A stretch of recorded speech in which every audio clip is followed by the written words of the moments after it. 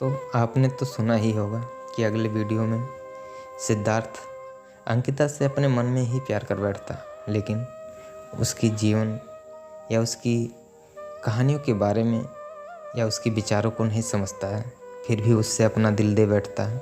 क्या वह अंकिता के प्यार को पाया है या नहीं पाया? तो चलिए बने रहिए, हम शुरू करते हैं अगला पार्ट आप ही के लिए। तभी छत के सन्नाटे से भरे माहौल में अचानक एक तेज हवा का झोंका सिद्धार्थ के पास से तेजी से गुजरता है और उसे ऐसा महसूस होता है कि उसका बड़ा भाई नंदू उसके पास से गुजरा है और पास से गुजरते हुए उससे कहकर गया कि नहीं मेरे भाई, ऐसी गलती कभी मत करना। नंदू की मौत के बाद पहली बार सिद्धार्थ को अपने भाई नंदू की उपस्थिति महसूस हुई थी, इसलिए वह अंकिता को अपनी छत पर अकेला छोड़कर चुपचाप अपने कमरे में आकर लेट जाता है और पलंग पर लेटते हुए उसे गहरी नींद आ जाती है। गहरी नींद आने के बाद उसके सपने में उसका स्वर्गवासी भाई नंदू आकर उससे कहता है, माँ, बाबूजी, मंजू की जिम्मेदारी मेरे भाई तेरे ऊपर है। और यह कहकर उसका स्वर्गवासी भाई नंदू रोने लगता है और तभी भाई के सपने में खोए हुए सिद्धार्थ के कानों में अपनी माँ की आवाज़ गूंजने लगती है कि बिना खाना खाए ही सो गया, जल्दी चल, सब तेरा खाना खाने के लिए इंतज़ार कर रहे हैं। अपने नंदू भैया के सामने सपने में खोए हुए सिद्धार्थ के कानों में अपनी माँ की आवाज़ गूंजने लगती है। जैसे ही सिद्धार्थ नींद से जाकर अपनी माँ के गले लगकर कहता है कि माँ, आपने मुझे नींद से जगा दिया, मैं नंदू भैया का सपना देख रहा था। तो तभी उसे अपनी माँ के पीछे अंकिता खड़ी हुई मिली दिखाई देती है। सिद्धार्थ की यह बात सुनकर उसकी माँ की आंखों में अपने बेटे नंदू की याद के आंसू आ जाते हैं। सिद्धार्थ की माँ अपने आंसू पोंछकर सिद्धार्थ से खाना खाने के लिए जल्दी आने को कहकर उसके कमरे से बाहर चली जाती है। सिद्धार्थ की माँ जाने के बाद अंकिता उसके भाई नंदू की बात सुनकर भावुक होकर सिद्धार्थ से कहती है, मैं भी चाहती हूँ कि तुम्हारे नंदू भैया मेरे जीजा बने। चलो पुरानी बातें छोड़ो, सब मिलकर खाना खाते हैं। सिद्धार्थ कहता है, नहीं, घर पर माता पिता इंतज़ार कर रहे हैं, मैं तो घर जाकर ही खाना खाऊंगी, नहीं तो माँ नाराज़ हो जाएगी, अंकिता कहती है। और सिद्धार्थ के कमरे से निकलते वक्त अंकिता के सर पर सिद्धार्थ के कमरे की छत पर रेंगती हुई छिपकली आकर सिर पर गिर जाती है और अंकिता छिपकली के डर से सिद्धार्थ के सीने पर चिपक जाती है। न जाने कब और कैसे सिद्धार्थ अंकिता को अपनी बाहों में कसकर जकड़ लेता है और अंकिता सिद्धार्थ की बाहों से छूटने की जगह चुपचाप उसकी बाहों में जकड़ती रहती है। और जब सिद्धार्थ काफ़ी देर तक अंकिता को नहीं छोड़ता तो अंकिता कहती है, क्या कमरे के बाहर तक मुझे ऐसी ही बाहों में भर कर ले जाने का इरादा है? तो फिर सिद्धार्थ धीरे से अंकिता को छोड़कर कहता है, बाहर तक नहीं, पूरी ज़िंदगी ऐसी ही बाहों में जकड़े रहने का इरादा है मेरा।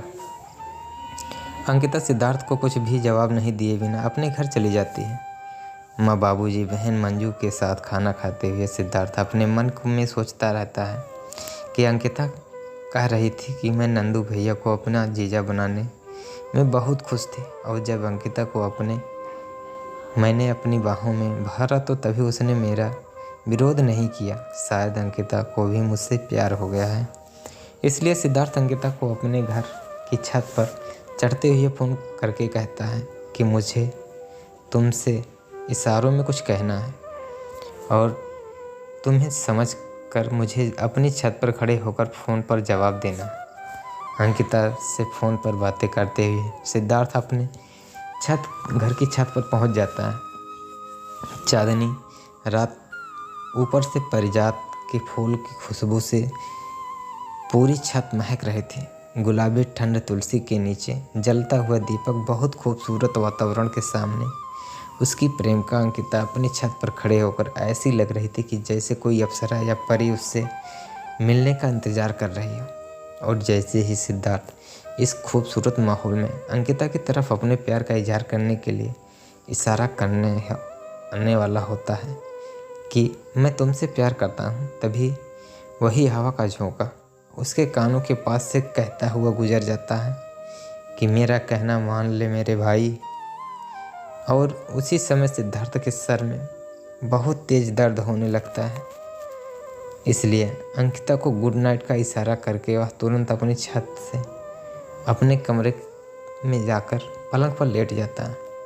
और उसकी पलंग पर लेटते ही उसके कमरे में अलमारी के ऊपर रखी पुरानी किताबों में से एक किताब उसके पलंग के आसपास आकर गिरती है। और उस किताब के अंदर में से एक पेपर जिस पर लाल रंग के कुछ लिखा हुआ था किताब से निकलकर सिद्धार्थ के पलंग के पास गिरता है।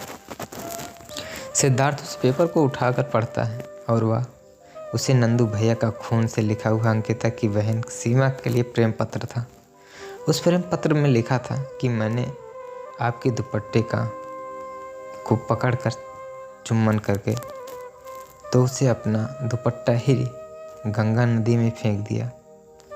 ऐसा करके आपने मुझे बहुत दुख पहुंचाया। आपका सिर्फ आपका नंदू। गंगा नदी सिद्धार्थ अंकिता की कॉलोनी से थोड़ी सी दूर पर बहती थी। अपनी कॉलोनी के पास बहने वाली गंगा नदी में नंदू के पिता ने नंदू की अस्थियां का विसर्जन किया था।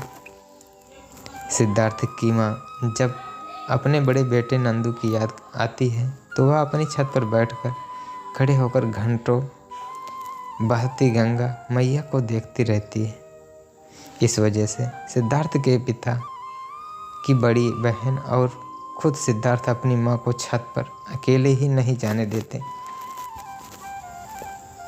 क्योंकि उनको ऐसा लगता था कि उसके बड़े भैया नंदू का प्रेम पत्र यह पढ़कर सिद्धार्थ सोचता है जब सीमा नंदू भैया को पसंद नहीं करती थी तो नंदू भैया ने उसे भूलने की कोशिश क्यों नहीं की। फिर सोचता है लेकिन मुझे तो ऐसा लगता है कि अंकिता भी मुझसे प्यार करती है। मैंने तो उससे अपनी बाहों में जकड़ लिया था, फिर भी उसने मुझे कुछ नहीं कहा, बल्कि मेरे कहने से अपनी छत पर और आ गई थी। और कभी कभी मुझे पक्का यकीन हो जाता है कि अंकिता भी मुझसे प्यार करती है। और अंकिता जैसे समझदार खूबसूरत लड़की मिलना मुश्किल है, इसलिए अंकिता से दूरी बनाना बेवकूफ़ी होगी।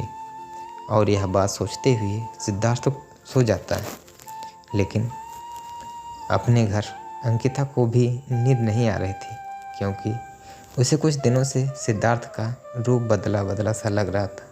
और जब सिद्धार्थ ने जिस तरह से उसे अपनी बाहों में भरा था, जैसे एक प्रेमिका को अपनी बाहों में भरता है, तो उससे यह भी समझ आ रहा था कि सिद्धार्थ ने उसे छत पर अपने प्यार का इजहार करने के लिए बुलाया था। किंतु अंकिता किसी भी ऐसे लड़के से प्रेम नहीं करना चाहती थी जो उसके पीछे अपने प्राण देने के लिए तैयार रहे।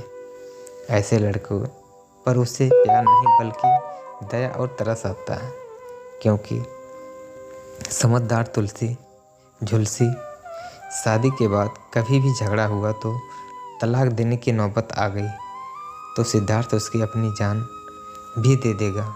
इसलिए ऐसे प्रेम के खौफ की वजह से अंकिता सिद्धार्थ से अपनी नज़दीकियाँ ख़त्म करने का कोई अच्छा बेहतरीन रास्ता सोचते सोचते सो जाती है।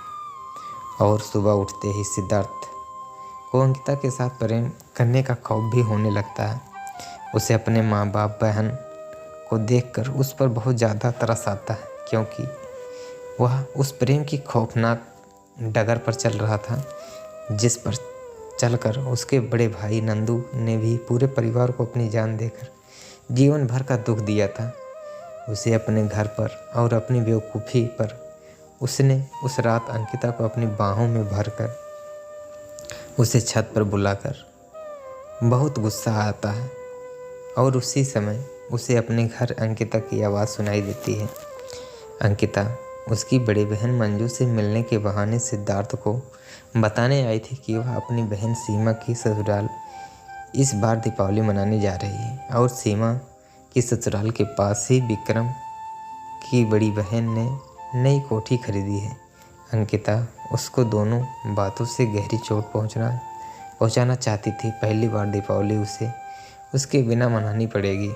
दूसरा, उसे पता था कि विक्रम को वह बिल्कुल भी पसंद नहीं करता। अंकिता की सारी बात सिद्धार्थ अपने कमरे में बैठे बैठे चुपचाप सुनकर सोचता है कि अंकिता ही नहीं, दुनिया की सारी लड़कियों को अपने दीवानों की तड़पा कर जान लेने के में आनंद आता है। इसलिए अंकिता अपनी बहन सीमा के ससुराल में दीपावली मनाने जा रही, क्योंकि अंकिता को अंदाज़ा नहीं हो गया है कि मैं धीरे धीरे उसकी तरफ आकर्षित हो रहा हूँ। इसलिए वह मेरे सबसे पसंद के त्योहारों दीपावली पर मुझसे दूर जाकर मुझसे तड़पाने की सोच रही है। उधर अंकिता सिद्धार्थ के कमरे में के बाहर खड़े होकर मंजू की बात करते हुए बार बार सिद्धार्थ के कमरे में के अंदर झांक कर देख रही थी कि सिद्धार्थ तक मेरी आवाज़ पहुंच रही है या नहीं। चंचल खूबसूरत समझदार अंकिता इसलिए ऐसा कर रही थी कि सिद्धार्थ उसके प्रेम जाल में ना फंसे। और जब सिद्धार्थ की बहन मंजू सिद्धार्थ को आवाज़ लगाकर कहती है, सिद्धार्थ अंकिता से मिल लो। अंकिता अपनी बड़ी बहन सीमा के ससुराल जा रही है और दीपावली के बाद ही आएगी। तो मजबूरी में सिद्धार्थ को कमरे से बाहर आना पड़ता है और सिद्धार्थ की उसकी यह बात सुनकर अंकिता के सिद्धार्थ की तरफ मुस्कुराकर सिद्धार्थ से कुछ भी कहे बिना वहाँ से चली जाती है दीपावली अपनी बहन की ससुराल में मनाने के लिए। और उससे कुछ भी कहे बिना जाने की वजह से सिद्धार्थ अंकिता पर बहुत गुस्सा आता है और वह धीरे धीरे बुड़बुड़ाकर बोलता है कि अंकिता अपनी बहन सीमा जैसे ही घटिया चरित्र की लड़की है। तभी अचानक सिद्धार्थ के कान के पास आकर एक हवा का झोंका कह कर जाता है, सीमा को घटिया चरित्र की लड़की आज के बाद कभी मत कहना। बहुत अधिक तेज से भारी डरावनी आवाज़ सुनकर सिद्धार्थ चक्कर खाकर ज़मीन पर गिर कर बेहोश हो जाता है। उसे ऐसा महसूस होता है कि जैसे कोई लड़ाकू विमान उसके कान के पास आकर गुजर गया हो। और जब सिद्धार्थ को होश आता है तो वह माँ, पिता, बड़ी बहन मंजू और अंकिता के माता पिता, आस पड़ोस के लोग से घिरा हुआ है। कुछ लोग कह रहे थे कि सिद्धार्थ को मिर्गी का दौरा पड़ा है और कुछ लोग कह रहे थे कि सिद्धार्थ किसी भी भूत प्रेत का साया है। इसलिए सिद्धार्थ के पिता सिद्धार्थ को डॉक्टर के पास लेकर जाते हैं और फिर डॉक्टर की सलाह से पहले मनोचिकित्सालय के पास और फिर भूत प्रेत भगाने वाले तांत्रिक ओझा के पास लेकर जाते हैं। मनोचिकित्सा कहता है कि सिद्धार्थ बिल्कुल ठीक है, लेकिन फिर भी मैं आपकी तसल्ली के लिए मरीज की 1 सप्ताह के बाद दोबारा जांच कर लूँगा। और तांत्रिक ओझा कहता है आपके बेटे के ऊपर किसी असंतुष्ट आत्मा का साया है। मनोचिकित्सक की बात को सुनने के बाद सिद्धार्थ के पिता तांत्रिक की भूत प्रेत की बात पर यकीन हो जाता है और वह जब सिद्धार्थ के तांत्रिक ओझा के पास से घर वापस आता है तब तक अंकिता अपनी बहन सीमा के ससुराल नहीं जाती है और सिद्धार्थ को कमरे में अकेला देखकर उससे कहती है, मेरे पीछे अपना ख्याल रखना, मैं बीच बीच में फ़ोन करके तुम्हारे हालचाल पूछती रहूँगी और हाँ, मैं जो भी सलाह दूँ उसको मानना। फिर मुस्कुराकर कहती है, क्योंकि मैं तुमसे आयु में तजुर्बे से मैं बड़ी हूँ। सिद्धार्थ अंकिता की सारी बात सुनने के बाद दूसरी तरफ अपना चेहरा कर लेता है और अंकिता जब से धीरे धीरे उसके कमरे से निकलकर सिद्धार्थ के घर से बाहर जाने लगती है तो सिद्धार्थ उसके पीछे से लगातार देखता रहता है और अपने मन में सोचता है, अगर अंकिता ने पीछे मुड़कर देखा तो यह मुझसे प्यार करती है वरना नहीं। और अपने मन में यह सोचता है कि भगवान अंकिता पीछे मुड़कर ना देखे, वरना मुझे ऐसा लगेगा कि मैं अंकिता से को प्रेम को ठुकरा कर उसका दिल दुखा रहा हूँ। किंतु अंकिता को भी पक्का यकीन था कि सिद्धार्थ उसे 1 टका लगाकर पीछे से ज़रूर देख रहा होगा। अगर मैंने पीछे मुड़कर देखा तो सिद्धार्थ को लगेगा कि वह मुझसे भी उसे लगा, इसलिए अंकिता पीछे देखे बिना अपने घर चली जाती है। अंकिता के अपने घर जाते फिर सिद्धार्थ को एक आवाज़ सुनाई देती है कि मुझे भी अंकिता के साथ सीमा से मिलने जाना है। यह दुख भरी आवाज़ उसकी मृत नंदू भैया की थी। तो दोस्तों, अगर आप लोगों को यह कहानी अच्छी लग रही है और इसे आप पूरा जानना चाहते हैं तो प्लीज़ कृपया करके वीडियो को हमारे शेयर करते रहिए, कमेंट में अपना विचार ज़रूर रखिए। और जितने भाई लोग हमारे चैनल पर नए हैं प्लीज़ कृपया करके चैनल को सब्सक्राइब ज़रूर करें। और हम मिलते हैं आपको अगले पार्ट में, तब तक के लिए नमस्कार।